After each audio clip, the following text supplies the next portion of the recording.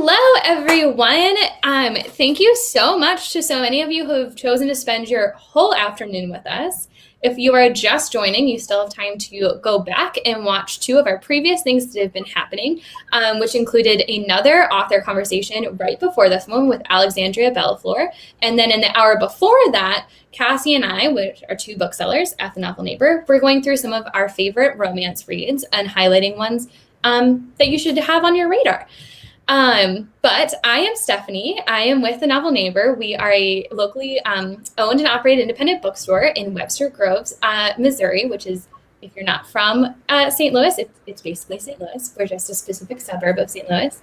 And I am so excited. We are ending our afternoon on such a high note. We are ending it with Elizabeth Everett. Thank you so much for joining us, Elizabeth, to talk about a lady's formula for love. How are you doing? I'm great. Thank you so much for having me, Stephanie. I love Bookstore Romance Day. I think this idea is an amazing idea. It's such a blessing. You know, authors love bookstores. Authors love independent bookstores. Authors love independent booksellers who talk about our books and love our books. So a day like this is very exciting, I think, on both sides. So thank you, Stephanie and the Novel Neighbor, for having me. I really appreciate it. Well, thank you. And thank you for writing this incredible book. When we were planning for a bookstore, you need to keep getting it right. I always want to say romance bookstore. I want to say romance book, but it's not good. But it's Bookstore Romance Day because we are not exclusively a romance bookstore. And I get it. It makes sense. It just does not slide off my tongue very easily. It doesn't. It's like a diphthong somewhere in between there that... just really doesn't work for me. But and I should say, if you're watching or like haven't tuned in with us earlier today, I just want you to know that all romance books, including this one, are 10% off today if you come into the store. And we have a curated list of we didn't want to leave out young adult romance because all of us should also read YA. So there's a curated list that's also 10% off. And then if you're joining us and not in St. Louis, you can shop online of our curated list of 10% off titles as well. That's a special tab because online there's a special tab for you to shop on. It's called Bookstore Romance Day. So without any further ado, let's talk about this historical fiction gem. And I could totally pitch this book. I was telling you before this that it's actually a really easy pitch. I've been walking around to everyone being like, this is historical fiction for women in STEM. And like people just keep picking it up off the shelf. But could you give us your tell us about your book, because I know you could do it much better than I can. Okay, thank you. Thank you for the nice things you just said. That's very nice. So A Lady's Formula for Love is the first book in a 3-book series called The Secret Scientists of London. And what happened was I was thinking about women in the Victorian era. And I was I just had this idea. I was like, thinking about friendship, I'm thinking about women, I'm thinking about the time, especially the early Victorian period, which is different than the late Victorian period, which is when a lot of movies and books are set. And I thought, I want to write about a group of women who are interesting and strong-willed and smart. What's going to bring them together, like in secret? And at the same time, this was pre-pandemic, but it was 2017 when I wrote this book. And there were I was very following the news about a group of women scientists in Antarctica. And there was a lot of negativity around science. And we had the March on Science, and there was like sort of a cultural discussion about science. Do you believe in science? How, what happens when science gets things wrong? And it just came to me like, okay, well, let's make these women scientists and of course they'd have to be sort of secret. They'd have to be doing their work on the down low because women couldn't even go to university, let alone have a second career. And so the idea for this series came about. And the first book, A Lady's Formula for Love, is about the woman who founded this secret society.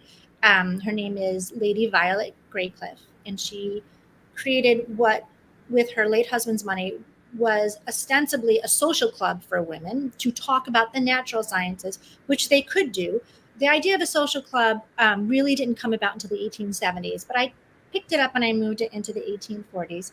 But they could meet, they could speak about botanicals, they could talk about flowers and such.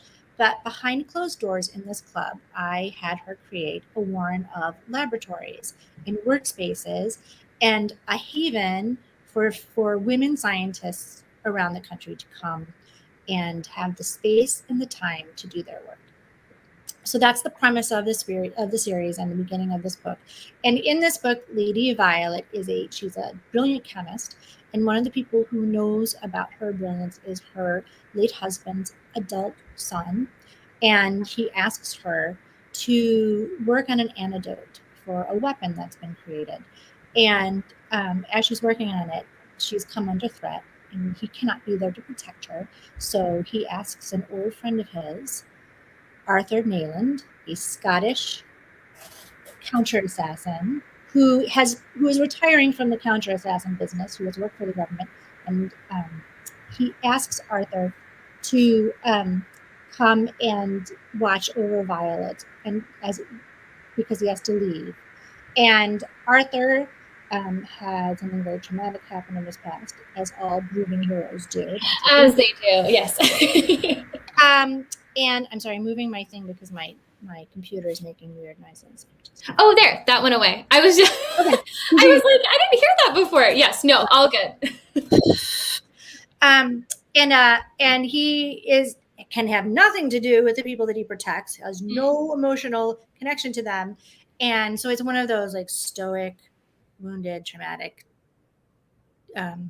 taciturn heroes.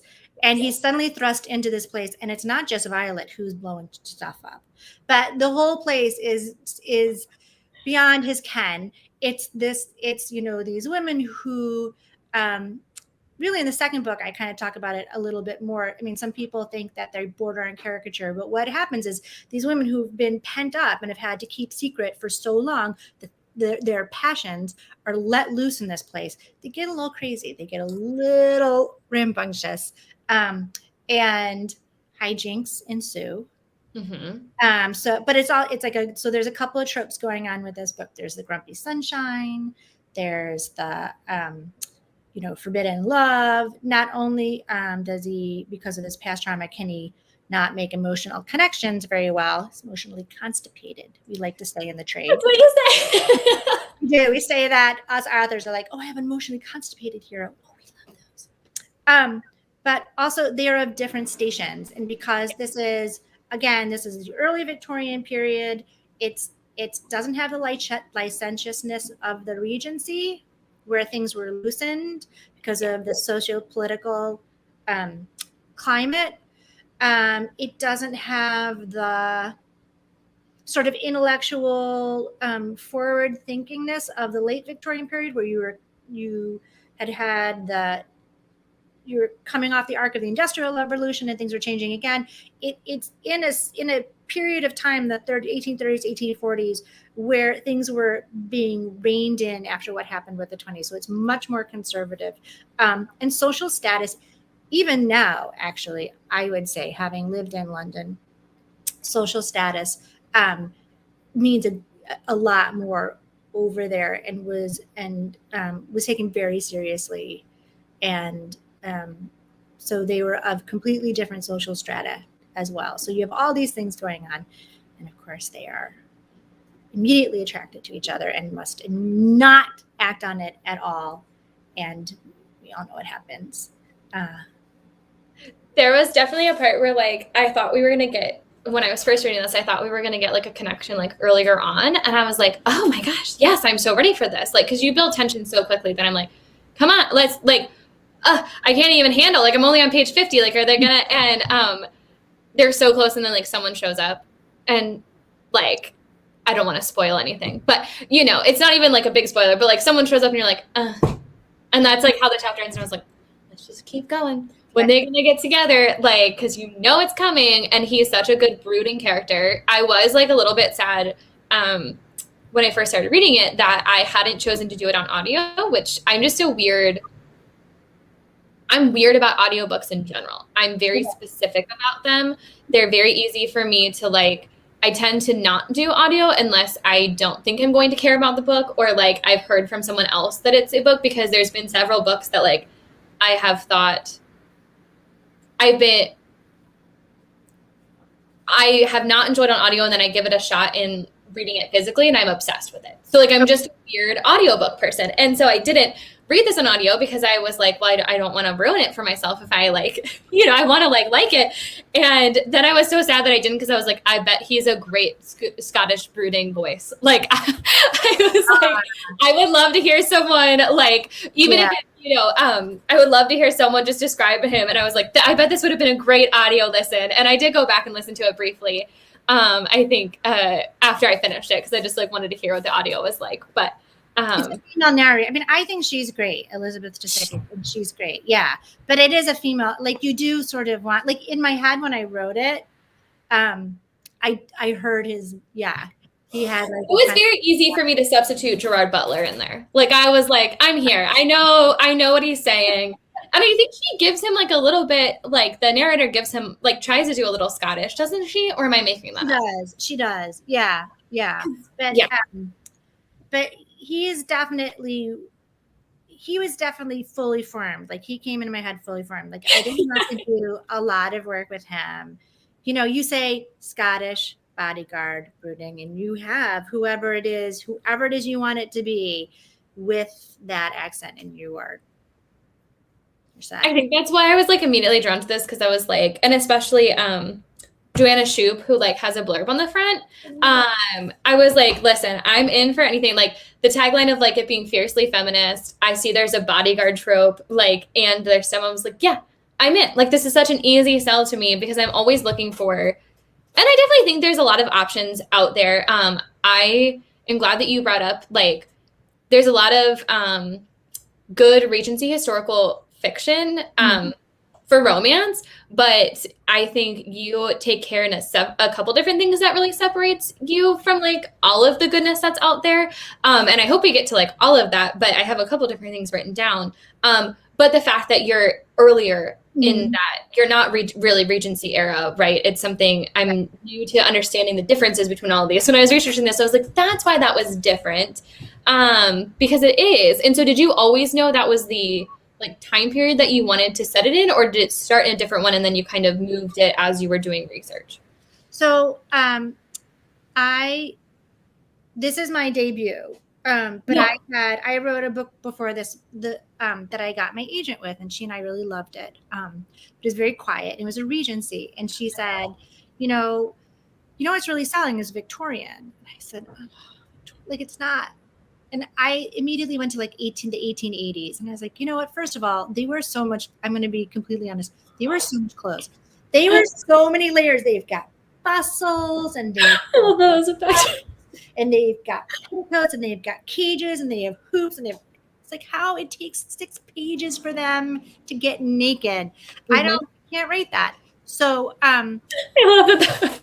So I was like, okay, when in the Regency you just like you're done. So I looked period wise. I was like, okay, when's the easiest time to get them naked where it's not the Regency? And I started to. All right, my puppy wants to get out. Hold on a second. Yeah.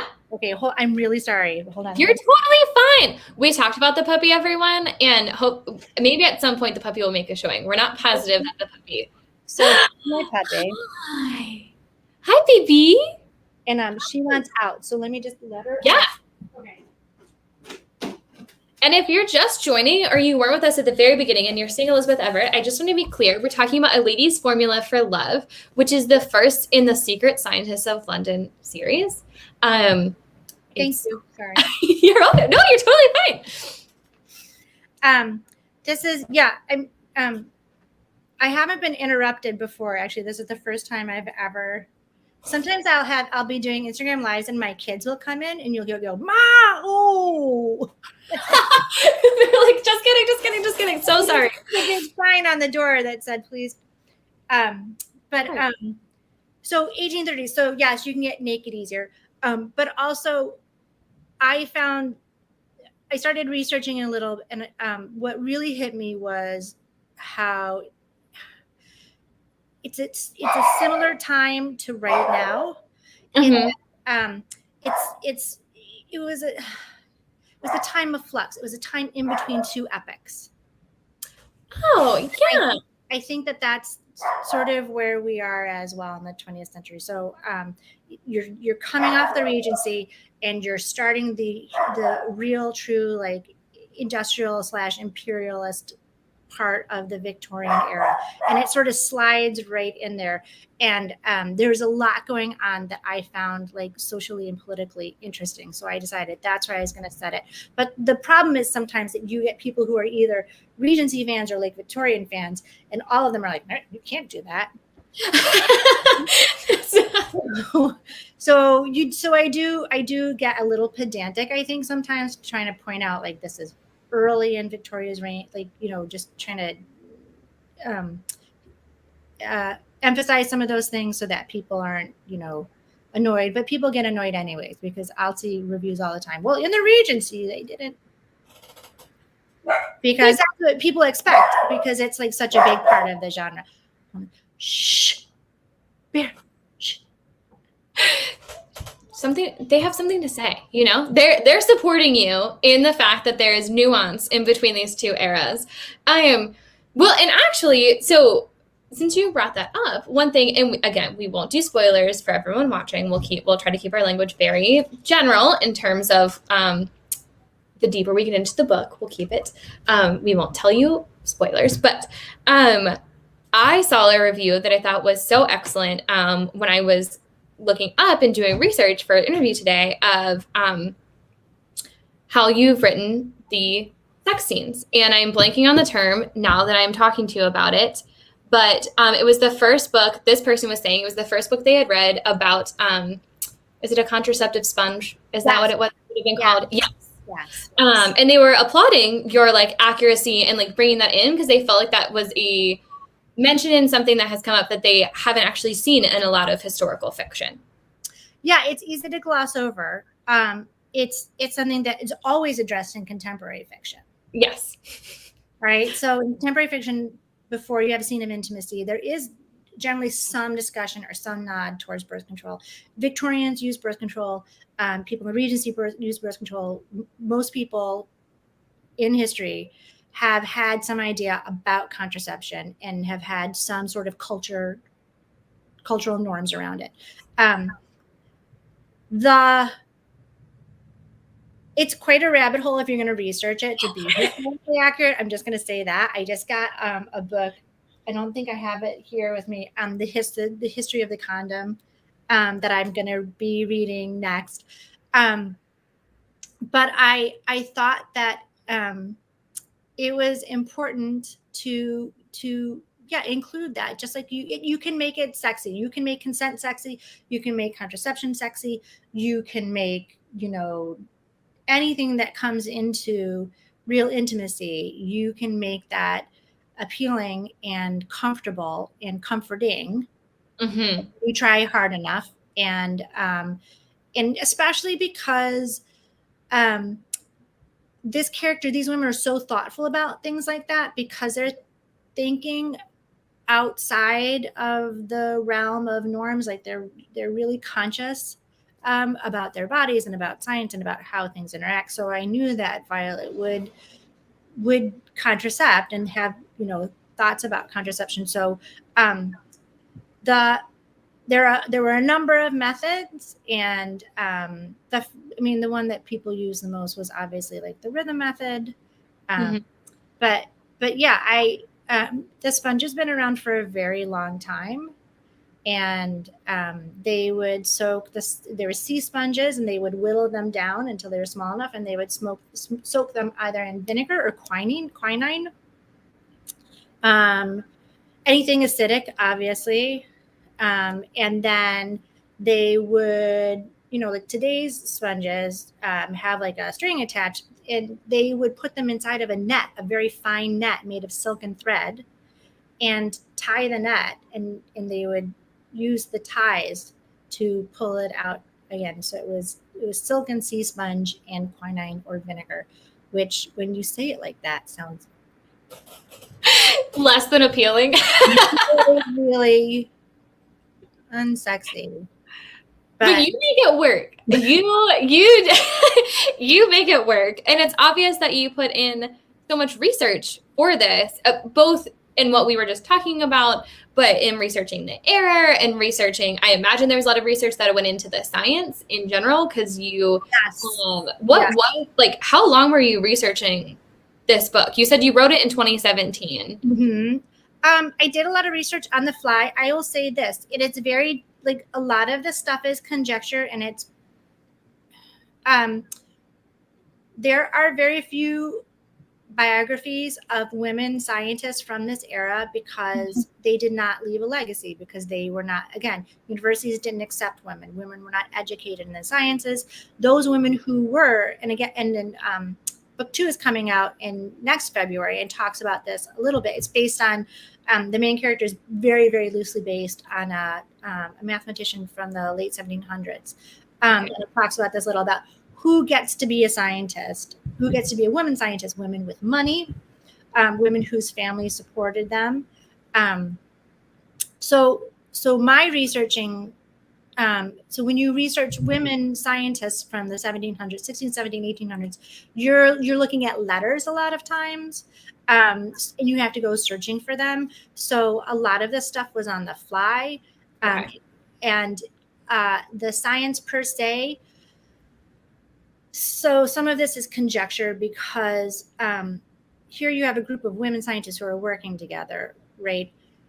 Certain things, say, for example, the aerosol can, like an aerosol, were actually not, it's kind of a conglomeration of two different things. One of them was invented around 1843. The other one was invented later. I said to myself, if you've got these women talking together and working together, and they're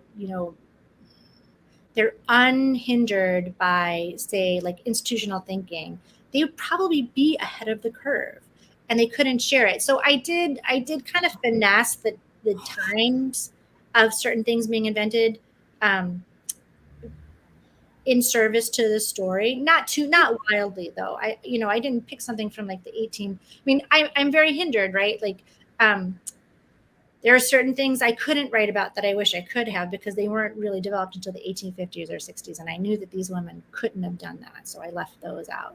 So the stuff that's in there is, I maybe fudged by 5 years or so, but you could see how that would happen. Totally. Well, and I just want to point out for everyone who maybe doesn't have a physical copy, or they ordered it and it's not there yet, you have, like, one of my favorite parts at the end was that you have an incredible author's note. And it's just, I was like reading it, and I don't know why. I think I just get very emotional about reading about women in different time periods. And, like, especially after I finish a book where my mind has been inserted in that time period, even though this is, like, happy, like, because I find myself getting sucked into, like, how would I have actually felt during that, like, and it's obviously you only know what you know, and, like, do I know how much I'm missing out? But I don't know, I just love a good author's note. So I just want to take that time to say there's a great author's note before the excerpt that gives us a little sneak peek at the February upcoming book. So pointing that out for people. So we've talked about, like, the research behind it and some of the science that's involved and the era for sure. Talking a little bit about the characters. We talked about our brooding Scotsman, because how can we not? Our constipated, emotionally constipated. Was he your favorite character? Do you have a favorite character? Do you have a favorite character? I think, I'm sure it's like asking if you have a favorite child. Like, you've created all these characters, but no, I think that, no, definitely Violet, my heroine, is my favorite character, because Violet is very much, part of her is me, but part of her is women who are in my life, who I see all the time, put the people that they love first, who are caretakers, and yet I'm very lucky in that I'm surrounded by women who will remember themselves, Mhm. And I think that Violet does that as well. She is a woman who's been diminished, but the core of her has stayed genuine and true, and she is working very hard to expand back into herself and fill herself back in. So although she is concerned about people and a caretaker and worries about them and works very hard to take care of other people, she's not a doormat. She's Mhm. not submissive. She doesn't lose sight of who she is. And there is it's she's very good at letting other people know that they are deserving of love and that they are wonderful. There's a thing that she says to the women in the club. We when you become a member, you promise not to call yourself stupid. Yes. And there is another scene where she interacts with her doorman, Winthrop, and Winthrop has a conflict with his family, and he said, you know, it is an interesting scene because he's kind of almost to himself saying, it seems like he's saying to her, you have to remember that self-love is so important. You have to love yourself. But what he's really doing is repeating back to her things that she's probably told him over the years. And you need to hear from other people. And so I really love Violet because she is on a journey, and her relationship with Arthur feeds a need in her and a hunger in her for that kind of love, for romantic love. But you get the sense that she's going to keep going and feeding herself with the women around her, the love of friendship. She's going to keep learning and feeding herself with self-love. So I love her because she's not stopping. Mm-mm. Even though from the outside it might seem that she is passive or maybe too vulnerable or too diminished, I see in her the way I see in all of these women that I'm lucky enough to have as friends, a real core of strength. Well, and I thought she was so interesting in how you also wrote her relationship with her husband, who has since passed away, of like, she is diminished and she is like regaining some of her like stuff that was lost, but it's not like he was bad. Like they knew the deal they were getting into, like, and society, you know, again, and this is, I don't consider this a spoiler because this is stuff that you kind of get early on of, and I think it's really interesting of, they were kind of a mismatch to some other people, but like they knew who each other were. And then, but like she kind of became diminished through like, I just thought it was like an interesting dynamic of like how we can become diminished through no one's like purposeful, like I'm putting you in that place. Just the like, okay, the society times, and then like her husband, you know, that he passed away because he became sick and that took up some time. And it's like, well, if someone close to you and important to you gets sick, like, but that still doesn't mean that you're not losing part of yourself as you're like becoming this caretaker. And so I just felt like she's a very nuanced character, and you wrote their relationship in a nuanced way as well. That's like, they knew, yeah, I don't know, does that make sense? It does, because nobody, I don't write villains, because Yeah. nobody, I mean, everybody has their own motivation. And I think that we as women, and this is where I was trying to write historical characters, but I was also reflecting back, obviously, on what was happening in my life and what's happening in the lives of the people around me. I think that women are called upon to be caretakers, and that caretaking, if unrecognized, if relentless, if not valued, becomes exhausting, and we diminish ourselves in a way. And as much as we talk about taking care of ourselves, we have to take care of ourselves, we have to take care of others. There is not a place in this society really for recharging. Yeah, there's not a public approbation. I consulted for years, but I was basically home with my raising my children. I don't get Social Security for that. I don't get any. And in our society, it's a given. If you're going to have children and you're either going to work, but someone has to take care of them. Yeah, but there should also be an approbation for that. There should also be a recognition of that. There should also be and I think this is uniquely an American thing too, because obviously there are men and women in Europe, when they do that work of caretaking, it is recognized as being labor, and it is compensated. It is not here. And Violet sees that too, and that's part of the way she's structured her club is she says this to Arthur. She's like, that women need to come here because sometimes they just need a space to think. Mm-hmm. There's no space in their home to quietly sit and think. And in the author's note, in the acknowledgements in the end, part of the dedication of this book is to those women who it's like 11 o'clock and you've gone to work and you've taken care of your kids and you've done the dishes and the house is finally quiet and everybody's asleep. And that's when you sit down to do whatever it is that feeds you, that you've put off. And sometimes you only get a half hour, sometimes you only get 15 minutes, but it's yours. You should feel okay to claim it. Like that's you deserve that. You are deserving. And we forget that all the time.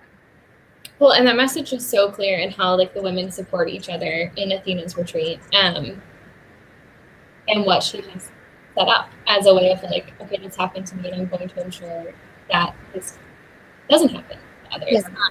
So I agree, and I hope that message really hits home for people who are listening. Another question of like, if you can answer without a spoiler, do you have a favorite scene of your book?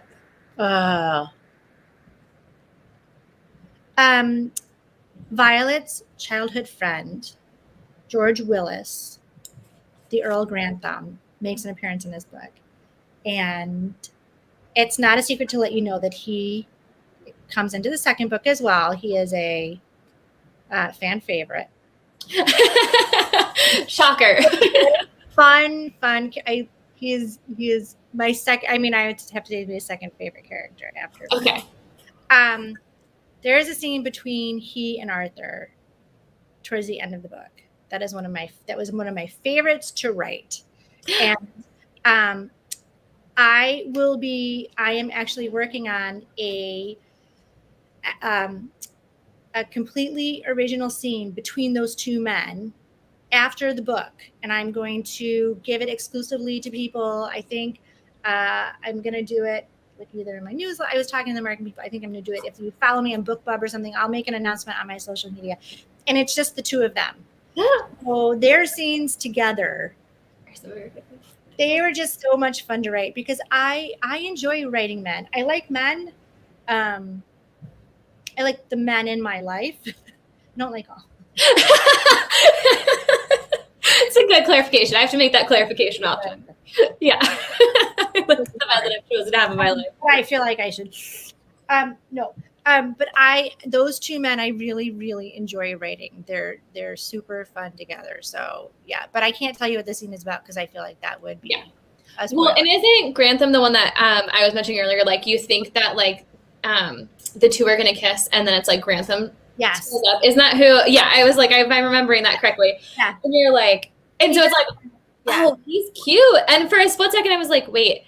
It like at the beginning when he showed up, I was like, am I being misled about like who is going to end up, or like is this going to become like a love triangle? Like what kind of trope am I getting into? Which it's not. But him busting in on people, that's his MO. Like he does it all. Just so you know down the line. That's his shtick. I did also, this is by no means my favorite scene, but one of the things that like I knew when I read it that I was like, oh, I'm so in, is I think she's reflecting upon, I think it's when Violet is reflecting upon how she met like the initial core of women that, and realized that like she wasn't the only one interested in science, where like she's at a party, she sneaks off to the library. And I'm so used to scenes where like you're sneaking off to the library for like, a meetup, a romantic tryst. Yeah. And she's like, no, I just saw this book there and I really cared about that. And like someone comes in to another one of the characters comes in to have a romantic tryst and tries to throw them out of the library, but then is also like, is that the book you have in your hands? And I was like, oh, this is so great. This is like taking this classic thing and kind of like shifting it a little bit though, because I'm always like, as a bookseller, when you're watching those scenes play out, like in Bridgerton or like some of these things where you have the visual too, you're like, how can you be so concerned about each other when you're in a library of books? Like, how are you not looking at like what's around you? Yes. And there's always a library scene. And I just wanted to play with that because not in every Regency, but I mean, it's often. I love them. I love them. I love the library scenes because, well, I'm going to give you another peek behind the curtain. It's super hard to get all these people undressed all the time, right? Because you got to get in the library. The heroine is always in a nightgown because she goes down there at night because she can't sleep. She got a candle in the nightgown, right? That makes more sense to me. I haven't thought about logistically how you as a writer have to keep these things in mind. Yeah, they get from place to place. You're like, oh God, do they go in the carriage? Are they walking? Is there a horse? Maybe I'm just going to end the chapter here and have them be in the next. That was the next. But this is particular to historical romances, and that I think is why oftentimes you will find some of these cliches more than in contemporary. You are limited. I mean, even like Joanna Shoup, she writes Gilded Age books, and actually Harper St. George just started writing some Gilded Age. Her new series is Gilded Age as well. The Heiress Gets a Duke is the first one. It's really good. But even they, even though we're like talking 1890s, even they are limited by social structures. So you could take it and you can go to America, you can go to France, you can, but if you're going to be in that sort of between the 1600s and the late 1800s, even up until like say after the First World War, when things really changed, you just have these guidelines in which you have to operate. Right? You can't, even if you take them out of the realm of the aristocracy, like I do, even though Violet does have a title, he does not, and it's not. I don't really put them so much in the London social scene. Even so, you have to operate within these guidelines. So you come up with these places where they can interact, because so much of everyone's outside interactions were choreographed, were constrained. So you have to be super creative to break your characters out of that, and sometimes you don't want to be. Sometimes readers really love a ballroom scene. Yeah. It's you got chandeliers and you have gowns and you have romance. I mean, dances are romantic even now. So sometimes that's great, but sometimes it's good. It's fun to have to just turn it on its head. Yes. Well, and I was also thinking, I guess there's like the library and then the garden are like the two places you go off for your romantic trysts, right? Those are like I was like thinking of a good garden scene. But yes, I love a great ballroom scene. But I also, there's so many, this is so interesting. And I should have been thinking about this before, but I think I just am a great love of consuming historical romance that I've never thought about. And because when you read good historical romance, you're not calling attention to all the different ways that you've had to like kind of make this a puzzle and like get them to where they need to be, that they can have this. Like as a reader, it's just an enjoyable experience where you're just reading a great story. So it's really interesting to hear how difficult it is on the writing end to like kind of keep all these things in mind and like juggle them to create what I would consider like a flawless, timeline where it's like you never have anybody showing up a place that like doesn't make sense to me. Right. Exactly. Exactly. Yeah. And I would say too,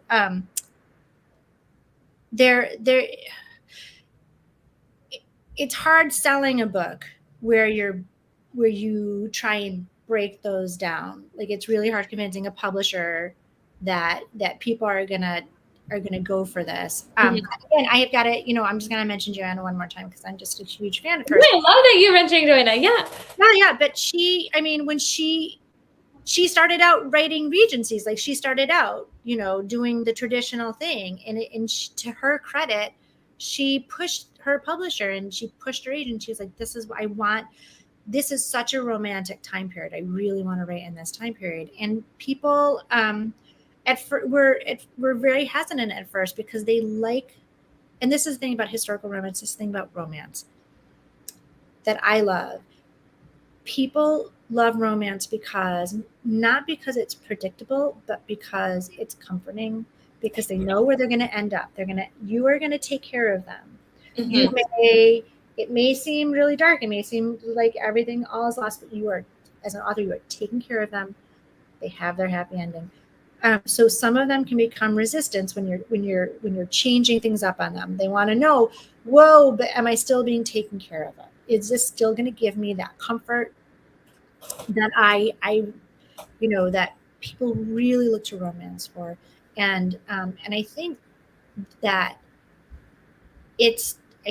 romance's growth, or just not just its maintaining its popularity, but I think there's been a growth in its popularity, especially during the pandemic, for that reason, because it is comfortable, it's comforting, and you are taken care of. And it's also the reason that it's denigrated. Yes. Because I teach this class. I taught this class called How to Write a Romance and Smash the Patriarchy. And it's a lot about why. And I start out kind of talking about why romance is denigrated. And one of the things that the patriarchy, or that commercial, a male-centered view of commercial publishing pushes, is fear. Mm-hmm. Because it's profitable. So if you have a genre that pushes love and caretaking and comfort, that's not, that we can sell more with fear. With fear, we can sell, if we make you afraid, we can give you all of these different things that are going to make you feel better. But if you feel good about yourself, all right, well, we're going to sell you. So that's anyways, that's a long way of saying that is why romance is so special and so important, because it's pushing back on that. It is. And I think we've been having so many conversations, especially as we were prepping for Bookstore Romance Day, of like, there feels like there's a lot going on with the genre in such a great way. Of like, it's definitely feels like it's going to be an uptick. It also, I feel like we've had a lot of titles coming out that are pushing against not typical tropes, but like are just playing with different formulas, that the authors are really taking care of you, and like it's still a romance. I guess what I'm trying to say is we were having a hard time defining like what is a romance, and where do you draw the line on like something. Does it have to have a happy ever after if the author is still taking care of you? Like if you're still getting a happy ending, but maybe in a redefined way, okay, that still count. And so it's just been a big conversation. Or like people were talking about like romance that they feel like kind of blends with women's fiction. Just speaking of genres that are denigrated, of like, because also women's fiction is kind of like, or as I like to call it, fiction. Exactly. Like, why do we call it that? And like, is that, so there's just a lot going on right now. Or also like, we did an Instagram Live with Katie Robert, and something else that came on during that too was like, which I actually would love to hear the story behind yours, is like what's going on with covers that they're putting on romance books. And like, because like she was like talking about how like, and I'm sure you've seen it too, like Tessa Bailey has this really, there's several that are coming to mind that are like the covers would not lead you to believe the spice that is inside of it. Like the difference in packaging, because Katie Robert with Neon Gods, which I have right here, is like, what's happening in that. Like that's a pretty clear. So would love to hear the story behind like your cover / thoughts on that, because I saw your face light up. So like, feel free to take any of these comments in any direction we'd like, especially if you want to go back to the happy ever after comment of like, do you think that that's a requirement of romance? You're welcome to revisit that as well. Well, I'm just going to go back even before that and just say, I think one of the reasons that people are pushing the boundaries is because the genre, despite some of the more public stumbles, has become so much more inclusive. So that's the other thing about romance that I love. Everyone deserves to be happy. Mm-hmm. Romance, everyone That's the whole point of the book, is everyone deserves to be happy. Whether you are, it doesn't, whether you're queer, if you're queer, you deserve to be happy. If you're from a marginalized group, you deserve to be happy. If you are physically challenged, you deserve to be happy. Everyone deserves to be happy. Everyone gets happiness. Everyone gets their happy ending in a romance. Everyone. And that is frightening to some people. And some push back against that. It's like as if, happiness, there's a finite amount of happiness. So if somebody gets happy, that means some of my happiness is taken away, but that's not how it works. Everyone deserves love. And that is at the core of romance. And the more inclusive we are as a genre, the more we can push back against this narrative that if you get love, there's something wrong with that.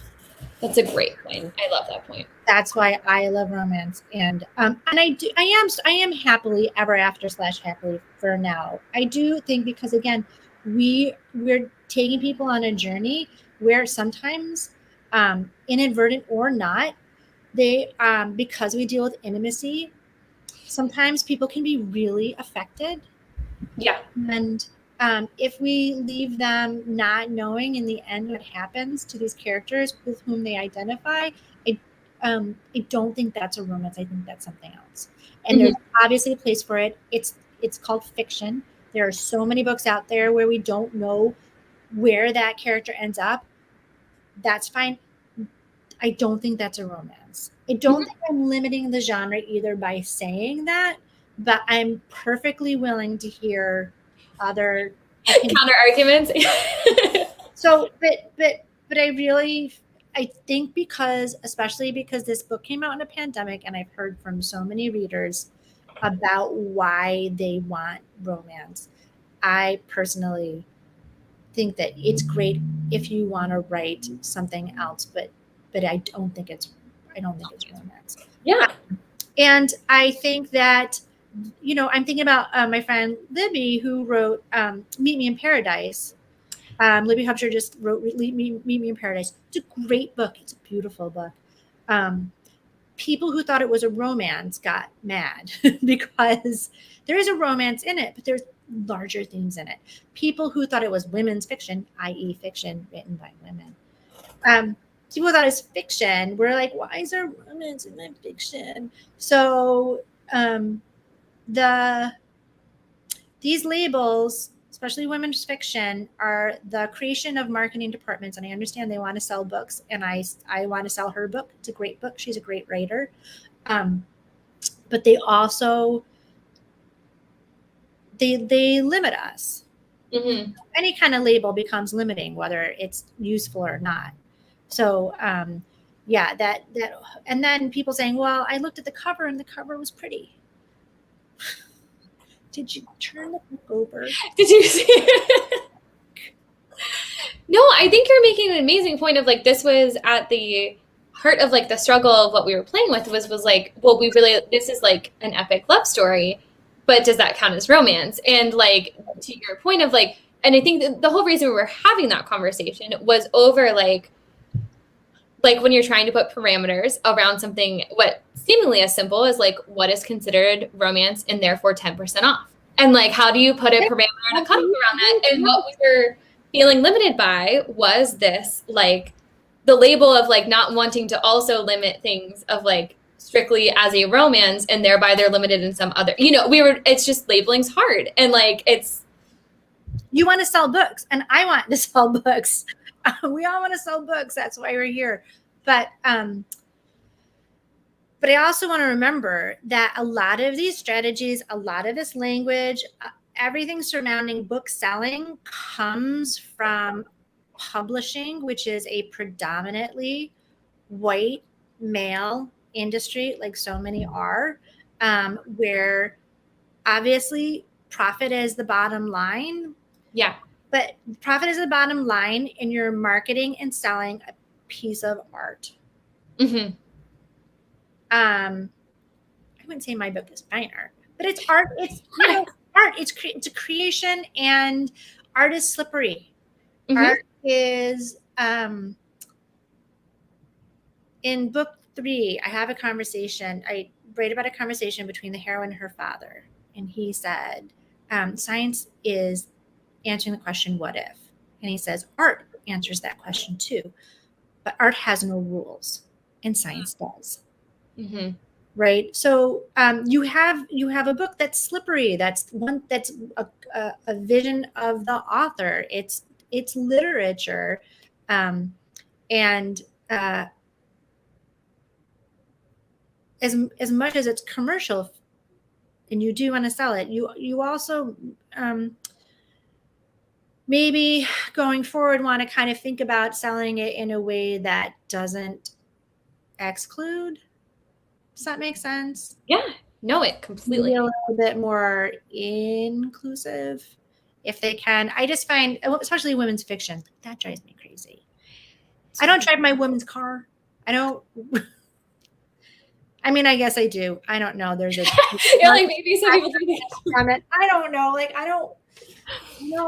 I don't watch my women's movie. I don't watch my women's television. I watch television with men and women. There are definitely romantic movies, rom-coms. I'm okay with calling them that, but I don't know. It just, me personally, I find anything labeled women something, it automatically gets put to the side. Yes. Right. It gets smaller. It gets less money. It gets less attention. Like women's tennis, like women's basketball. These are amazing sports. How about we just have basketball, and how about we just have tennis that men and women play? Well, and yeah, I'm trying to figure out how to make this comment make sense. There was also just a cool moment today. There's cool moments all the time where, like, I feel like there's a lot of people who look down on mass market paperbacks. And yet they're the most affordable book. So when someone comes in and says, I have a budget, I really don't have much, but like, I want to read this. Yeah. Like, we're so glad we have that, and that has certainly happened. Like, I've experienced that multiple times as a bookseller where I'm like, just is a comment of like, I feel like people, I grew up with the trope of like mass market paperbacks were like what your mom read that no one else like wanted, that no one else should know that she's reading or something. That was kind of the vibe in my town. And then it really broke through. All of a sudden, everyone was hiding their 50 Shades of Grey. I have that distinct memory of it being like, and then everyone all of a sudden like talking about romance. But anyways, lots of thoughts. This is an incredible conversation. And really, it feels very fitting on Romance Bookstore Day that we're talking about the genre so in depth. So I hope people are enjoying that. To focus on A Lady's Formula for Love, how were you part of the cover? So using the cover, did you have that vision? When I even before I signed with Berkeley, I said that I wanted an illustrated cover, and here is why. I don't have the mass market paperback stigma. I don't really understand what goes into deciding what's going to be mass market paper. I don't know. I have no idea. We're like the last no. We're like, well, what is it? No. We just kind of wander around in the dark and just write our books. But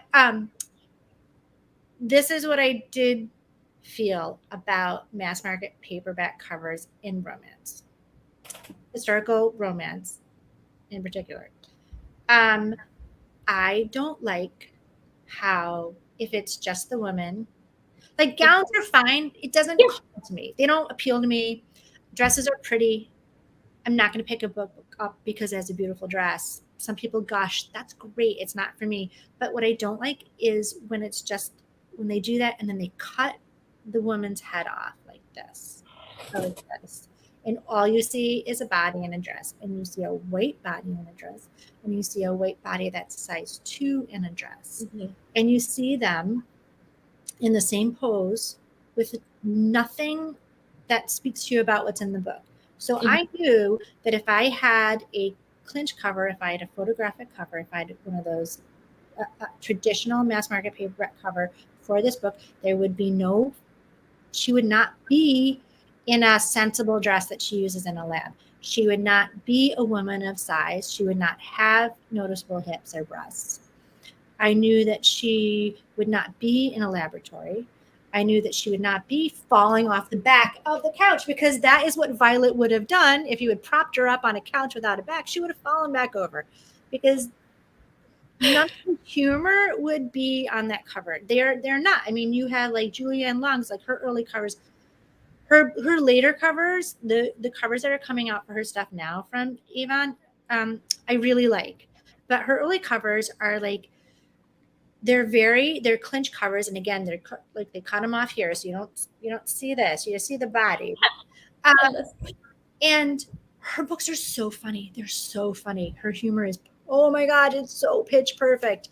But you don't see any of that on the cover. You don't get, so if we're talking about misleading, I just feel like two people embracing in dress that aren't even like for that period. Don't see their faces, you just see their bodies. I understand it's a shortcut for people to let them know this is historical romance, but I also felt like it doesn't say anything about this book.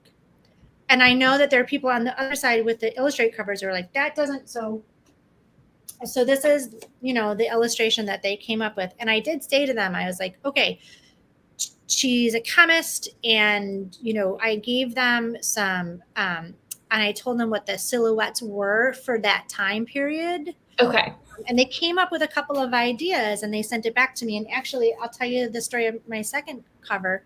I sent them again like these designs, and I said, I want it to look a lot like the first cover. And the heroine of the second book is a mathematician, and they sent me back the cover with a slate board in the shape of a heart, and the woman with her graphite stick starting to write something, and the man with his graphite stick starting to write something. And I said, that, and then the second one, they were sitting and she was sipping tea and he was writing something. And I was like, did you miss the book? Like, read the back of the book. They're like, no. They sent it back to me with the guy scratching his head because he doesn't know what's going on. And I was like, that's perfect. That's exactly what I was looking for. That's exactly what I was like. You're not gonna get that with two models on a clinch cover. You're not gonna get any of that. Well, you can't change it after the photo shoot is done in the first place. Like, you can't. Yeah. They can't send it to you and then you have input. I have input. I can't say hard yes or hard no, like that's kind of down to sales, but I have input in my covers. And when they send me stuff like that, like the guy doing the math, then I can turn around and say, you need to read the book. He's not a mathematician. He's, he doesn't have anything to do with it. So that's the thing about illustrated covers. You have input, you can change things. There's a scene that conveys things. The other, some of the covers I really love are Talia Hibbert's covers for her Brown Sisters trilogy. These are women of, like, they look on the cover, even though they're illustrated, the way they look in the books. The way they're described. Yeah. So that's important to me as a reader. And I hear that from so many other readers, that if they open a book and the woman is curvy or she has freckles or, she's differently abled and they don't see that on the cover, it's frustrating to them. Yeah. I hear that. And that is why I personally value this. Well, and I feel like, and I don't know if this is exactly what someone had in mind when they were looking at the cover, but like immediately for me, what I'm drawn to, like, because it's kind of like blue and then the outlines are blue, is like, obviously the characters matter and they're like, you couldn't have the story without them. But I was like, science is clearly at the core of this story. Like, that was immediately clear to me. And like, obviously for people who can't read, and I know this gets inverted, like, or who can't see the cover, not can't read, period, but can't read the cover. Up in the top, there's like the secret scientists of London, like that marks kind of what the series is going to be. That like, there's other indicators of science for sure. But it's like the moment I see this and I see formula and I'm like, does that mean what I think it means? You see the beaker and you're like, I know exactly what's happened. Like, I know what I'm getting into. And that is like, to me, a huge selling point of like this being a STEM book. And I think that's also what makes it such, again, to repeat, like, it's such an easy sell. It's a very easy pitch. I don't have to say much before people are like, I'm in. Like, I want a Victorian era story. I want STEM to be the focus. And like you're telling me, I'm also still going to get like a love story as a part of that done. And it's just so easy. So I was really curious. I've been interested a lot more, especially with romance, of like how covers are being done. Because I think, again, there's just a lot happening within the genre, and like publishers are kind of really catching up to like what is happening maybe outside of publishing without them, because it hasn't been the most inclusive space, like what is happening on authors like Patreons and other places where people are able to support them and show that it matters. So, but I would also say, I'm just going to say too, there's the romance world can be a little bit insular. There's a lot of people that are on the Twitter. I am not on the Twitter. I don't tweet, as it were. But I hear things filter back to me. There's a lot of people who feel that illustrated denotes yes, childish or sweet or what have you. And I would say that readers are a little smarter than that. I don't know any reader that comes in and just buys it for this. Right. And shame on anyone who doesn't look at the back cover copy and says, and writes a review to me and says, there's a lot of sex in this. What do you? Oh, it's a mystery. Well, God, yeah. Buy that. Come on, guys. But so yeah, credit readers that they turn the book over and they'll read the back cover copy and they'll get a sense of it. But I don't necessarily know. And my other thing is too, this whole issue of like how much steam a book has. I mean, if you're uncomfortable reading about scenes of physical intimacy, then you can just not. I mean, my husband was like, I don't know. The guys in the group are gonna then don't. My son was like, what are the pages? You're gonna know. You can easily fast forward through it. I'll give you some hints. When the clothes start to come off, then skip a page or two. You're going to be okay. Your eyes won't burn. Oh my gosh, that's so funny. I do think I actually, it's so funny. I used to ask, and I still do, and I think a good bookseller obviously does, like if someone's interested in a romance, or especially if they're like, I want to try it, you can ask comfortability with that. The genre has a lot. There's a lot of different terms that I think like, I certainly didn't know until I became a bookseller of like this closed door versus open door and like what, and there's something for everyone. But it's so funny. Like today, I feel like I go straight to that of like, well, do you want something with steam or like not with steam? And they're like, well, I don't care. I just want like a good story. So like, I want you to match me based off of what's happening. And like, for some people, it really doesn't matter. We were making like a quiz to try and help people like match with like, here's kind of the different levels of steam and some books that would match that different level if you like want to be specific. But yes, I think we need to give readers more credit that like an illustrated cover is not going to lead us to believe that there's not. There's not, and you can also, here's the thing, other thing that people do, sometimes they read reviews. Yes. Where a person buys a book, they'll go and read the reviews. And if the review says this is a really steamy, fun, they're like, that makes me uncomfortable. I'm probably not going to pick that one up. Exactly. Or also before, you can, there's little excerpts too that you can read on Amazon, and you can even page through the book in the bookstore and take a look and see if you like it. But I'm going to just give people credit and say, you can handle it. Yeah. I think that's the best. That's really like, that's the best way readers should be thought of. Like, I think that's what we're asking for, right? We want credit from it. And in the same way that an author wants credit of like, I'm going to take care of you, or like, I'm like trusting, even if it's not romance, like I'm going to try and create for you like this really awesome story. I hope you go along on this journey with me. It's like a mutual respect. Like, I trust you to write a good book, and you're trusting me to be a thoughtful reader. Like, it's a pretty good relationship to have.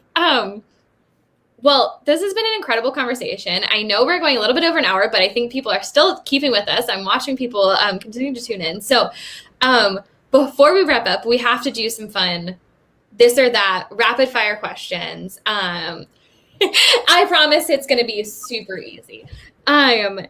Well, first couple of this or that. Are you insta love or slow burn? Yes. You're like both of them. You don't want to choose. That's incredible. I support that. Okay. Are you enemies to lovers or friends to lovers? Oh, I like enemies to lovers. Oh, I do. Yeah. It's been really funny the amount of conversations we've been having where everyone's like, well, that's just the classic one, but like I can't not love that. That's like my favorite. And it's true. It's so good. Although someone was making a strong argument for enemies to friends to lovers. They like having all three stages. I was like, that sounds hard. That sounds hard to write. I always think of it like a writer. I'm like, oh, that's a lot of pages. It's a lot of pages. It's a lot of emotions to get through to get to our end goal. Yeah. I think I already know the answer to this because I feel like you might have some partiality, but contemporary or historical? Okay, so you know what? I have to say the best thing about debuting with Berkeley has been this group of authors that I've become really good friends with. And I never read contemporary romance ever. Like, I very, very rarely. And I read it all the time now. And I am hooked. So I'm going to say I'm historical first and foremost, but I've really been getting into contemporary lately. What have you been loving contemporary? Oh, well, now I'm going to feel bad because I don't want to leave anybody out. But obviously, I'm a big fan of Allie Hazelwood's book that's coming out, The Love Hypothesis. She is a professor of neuroscience, Allie, and she crochets little gifts. I wondered what those were back then. I can't believe they were crocheted. Stop it. Oh. So her book, The Love Hypothesis, is coming out, and it's a grumpy sunshine professor. It's consent. There's no issues of consent, but it's a professor and a grad student, and it's kind of based on her experience of academia. So good. Maisie Eddings. This is not coming out till 2022, but I got to read a very early copy of Maisie Eddings' The Brush with Love, about a dentist. More STEM, more science. Yes, 2 dental students. Maisie. So okay, I'm writing that one down. Yeah. I mean, I'm familiar with The Love Hypothesis. Yeah. I'm writing all of them down, but I have heard of that one. Yeah, it's St. Martin's Press. I just finished an arc of Chloe Lisa's The Bergman Brothers series. I just finished With You Forever, which has not come out yet. It comes out in September. So good. Sarah Grunder Ruiz, her book Love Lists and Fancy Ships is coming out, I think, also in September. Another one where people are like women's fiction, romance. It's a good book. Just read it. So I get to read all of these early. So that's so fun. Well, I'm glad that you've turned into like a contemp. Yeah. Reader. That's super fun. Well, and I hope this doesn't happen to you, but offline or Wi-Fi? I hope you don't lose Wi-Fi. You won't lose Wi-Fi with the hurricane coming through, will you? Sorry. No, because I'm upstate. So okay. It's happening downstate. It should just happen more down. Yeah, all my peeps downstate, please be careful. Just don't be silly. Yes. Stay inside, stay safe. But do you prefer being offline or Wi-Fi, especially maybe when you're writing, or does it not matter to you?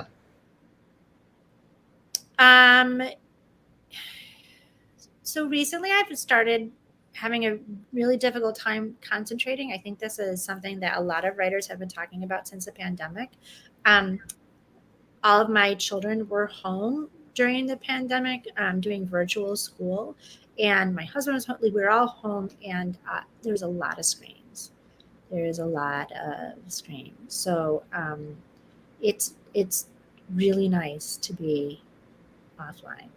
And it's something that I hope that we get to experience this school year. I hope that everybody is smart and we don't have a repeat of last year. Would love that. Yeah. Because try writing a sex scene in your kitchen when your kids are walking around. Are you doing that? A little bit tricky. You're like, that's just not quite the right mood I was going for. Like, I'm sure as a mom, you're super good at multitasking, like most moms are, but like that's a lot to ask. That's why I have birth control in my books. I'll tell you why. Just don't do it. That's hilarious. Okay, and last couple of questions. Have you ever met anybody famous? And if so, who? Or who is the most famous person? Who's the most famous person? I went to high school with Tay Diggs. Yeah. He went to prom with my best friend. Sweet guy. Very nice guy. Lovely person. See, this is why I always ask this question. I never want to put anybody in the spot, but like inevitably someone has a very cool tie to something. Like it's awesome. I don't know if he's the most famous. He's one of the most famous. Yeah. But just a lovely person. I love that. Yeah. I'm waiting for the day that somebody knows Meryl Streep because she is like my end all be all. And I'm just like, someday someone's going to be like, I know her. And that's all. I'm just going to move 1 degree closer to meeting her, you know? Which is my follow-up into if you could meet any famous person, who would you want to meet? Who would I want to meet if I could meet any famous person?